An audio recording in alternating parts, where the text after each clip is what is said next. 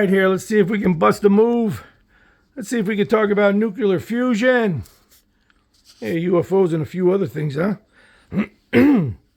Somebody at the car wash asked me about my fusion experiment, along with George the Rooster and all that good stuff, So I thought I'd talk to it about it. Why not? It's been 13 years.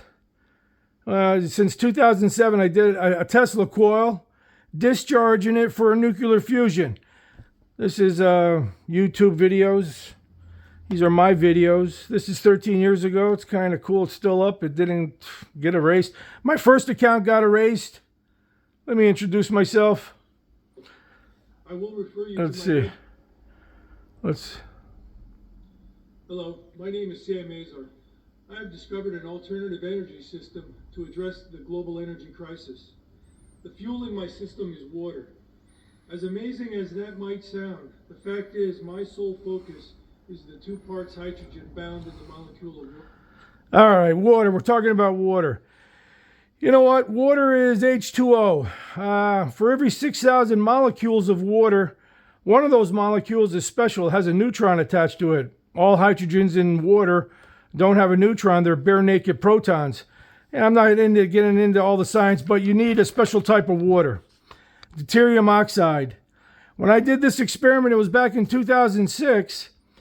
There was only a couple companies you can buy it from. United Nuclear was one of them. I didn't know Bobby Lazar, he owned United Nuclear until the movie Dreamland or something with the UFO Area 51. Him and Mickey York and Jeremy Corbell.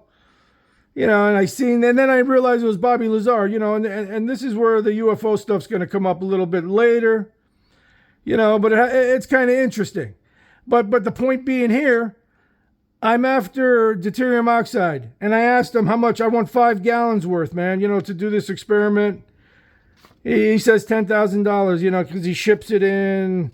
I ask what it ships in, 1,000 gram polygram bottles, and it's 10 grand. Now, this is back in 2006. Somehow I uploaded off the computer to back in 2014, and it changed the date to 2014. The techie guys could figure that out, why that did that. I don't know why. Within Gmail, I don't know. But how to verify what I'm talking about, if you go on the Wayback Machine and you look up the price of D2O, deuterium oxide, for 5 gallons worth, what it extrapolates out to, it's going to be $50,000 today. It was $10,000 back then. Anyway, it was the experiment. I only got like an ounce or two, which was like $50 because I'm a guy from left field. I got nobody supporting me. I'm an electrician by trade. Well, I'm an engineer, electrical engineer out of Cal Poly, San Luis Obispo. But not PhD, not in the circle of the academic realm, no question. I'm from left field coming in here and swinging for the fences. And, a lifetime of going after gravity is how I came up with this idea. And this is where the Bob Lazar thing, comes in. I'm going after gravity all my life, and Bobby Lazar says, the U.S. government got gravity devices, already in there. To the left there, that thing there was mounted inside a box. I got a book here, free download, all this PDF. It's pure science. No, I'm just talking science, that's it. Science. This experiment I tried back in 2002 with, that thing there, gyros, X, Y, Z axis with router motors, each one about 5 amps, and they're spinning 25,000 revolutions. Etc. Gravity. I spent a lifetime after gravity, and I thought of fusion. That's how I ended up doing this experiment. And in 2007, I did this experiment. Let me continue. Well, I'm going to continue. I talk about that. Check this out. I paid somebody on Elance software. I think he was in the Middle East. I paid him $600. I think it ended up to be $1,000. He made what I was asking him to put together. It's water, but it's special water. A vessel of water. The fusion community, the majority is hot plasma, tokamak devices in the gaseous deuterium phase. It's not going to work. It was a great idea in the beginning, and they're pushing it. It's not going to happen. You got to go back to the liquid state. You got to go to the liquid state. Pressurized water vessels, which they already have. Look at oxygen. Oxygen, I'm going to stop it.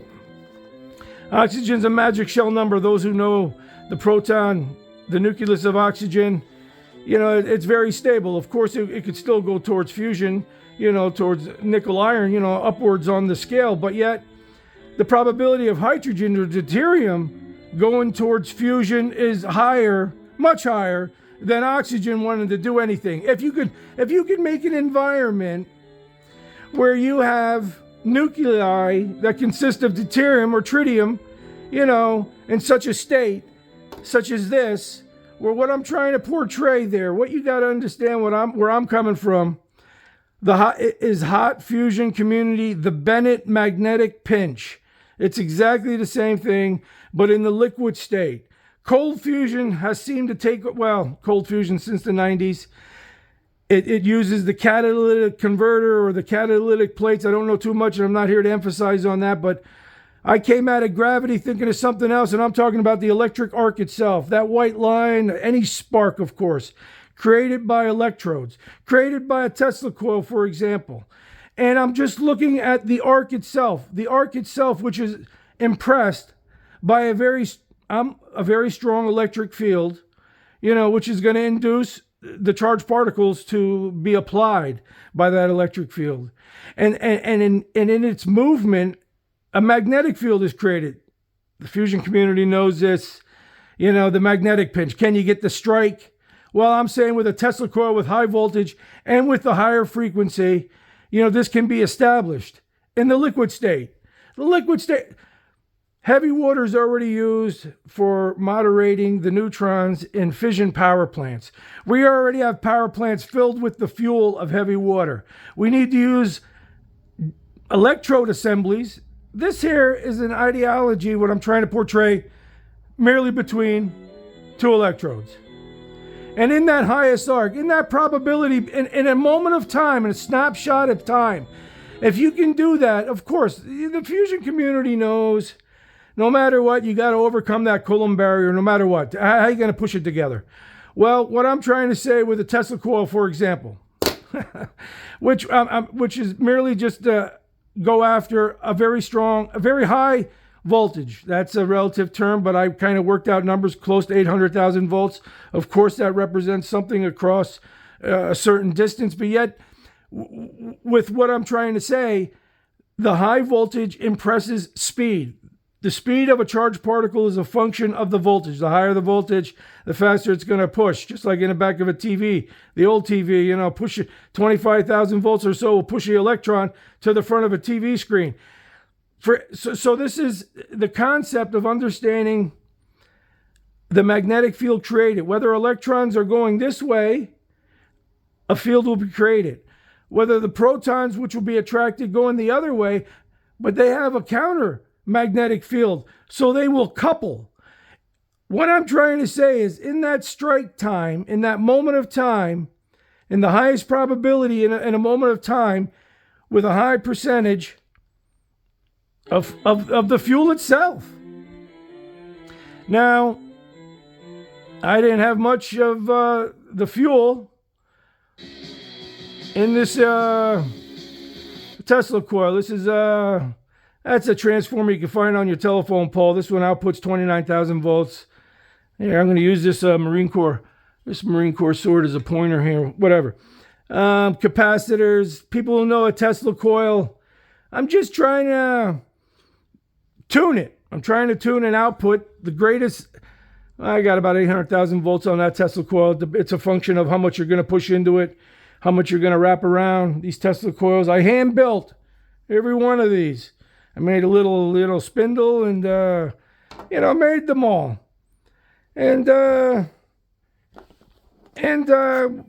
what I'm trying to do is push it inside between two electrodes. I don't care about cold fusion. I don't care about catalytic cleaving. This is the first time I busted the arc within water. Special water. Now, I want to say I want to say I used ultra reagent pure grade water, which is a lot cheaper. Medical grade industries use these sort of ultra grade water. It has a resistivity greater than rubber itself. For those in chemistry who know, I mean, pure water, H2O, doesn't want to disassociate, doesn't want to break apart under electric field. Of course, the higher you go, you'll bust anything apart, charged particles. And so I'm using ultra reagent grade water in there. I did buy a couple ounces of D2O from United Nuclear. I have another video showed I had a little vial, and I stuck it inside this vessel. Now, what I'm trying to say is this vessel must be filled with it, the greater concentration of the fuel itself. And I'm trying to say between the two electrodes, when you can impress a voltage, just like the Mother Earth, and there's a voltage between the clouds and the ground, you see a big lightning strike. We want to make a strike, but within the strike itself is a concentration of the fuel itself. And with understanding of frequency for resonating upon the fluid dynamics itself, upon all the factors that would be involved with such a state, in a liquid state, in a pressurized state, even with the voltage, these things can be variable and they can be tuned. And that's what I'm after here. And I was hoping to get more solid results with gamma ray radiation, output of neutrons and other things. But hey, probably Bobby Lazar, I don't know. He probably didn't even sell me heavy water. I don't know. I don't want to say that, but I put this experiment together on nothing. Oh, I want to say this. The first time I busted this arc, I had somebody helping me maybe carry the transformer wire. I do electrical work on the side, contracting. So sometimes I have some guys, and I remember I busted, it took a while, a few months, to put this all together, and threw it together. And I remember I was so happy when I busted the arc in there, and I was just elated. And the other fella, he just started laughing, thinking, it's a Tesla coil, big deal. You busted an arc in water. And I should have realized it then, but, I don't know. I mean, I guess on the surface it looks simple, but yet it's not. I mean, the ideology of what I'm trying to press, this is a new ideology. This is not out there. Going after the hot plasma Bennett pinch, of course, which is accepted in the hot fusion society, I'm applying the same principle with the Tesla coil.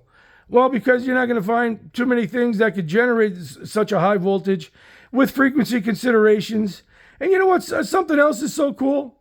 I mean, of all the SI System International of units, of all of them, Nikola Tesla was awarded the magnetic flux density.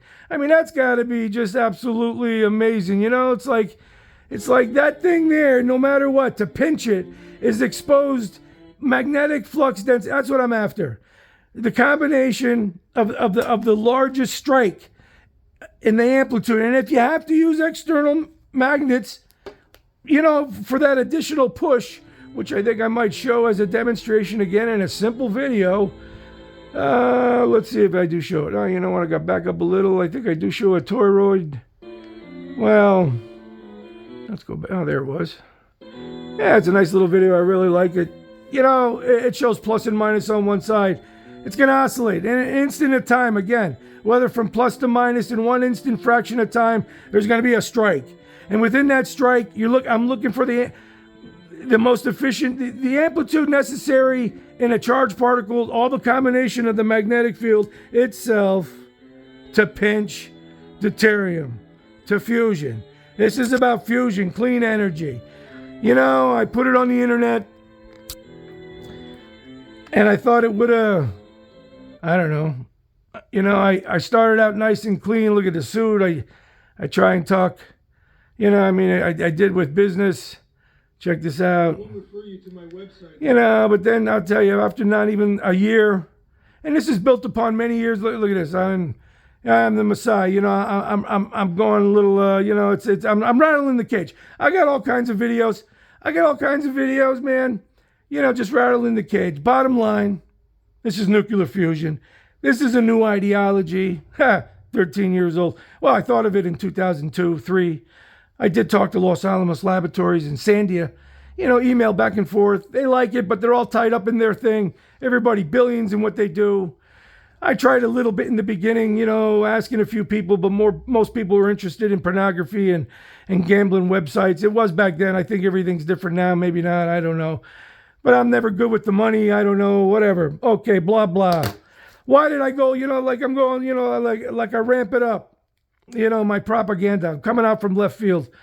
Well, it comes back to old Bobby Lazar. Let's talk about this little thing here. It's kind of, I don't know, there's something funny here. Like of all the people to get the heavy water from, I get it from this guy. This UFO guy. Now, here's the thing, what it kind of gets me with this. This Bobby Lazar, it's in 87, I seen a UFO out here in Kutztown University when I was taking physics. That's my story. I got it documented somewhere. And in 87, John Lear, the son of the Lear jet family, and, they started pushing the Area 51 and the aliens, whatever, spaceship, and then Bobby Lazar jumped on it with John Lear in 89. They pushed it, and here I am, I spent, majority of my life trying to do gravity experiments. That thing I showed you was one, that's a pinnacle of maybe 20 different, trying things, right? Trying to deflect gravity. Yeah, I know. Whatever, And then Bobby Lazar, they got gravity control. The U.S. government already has it. That's what you're saying?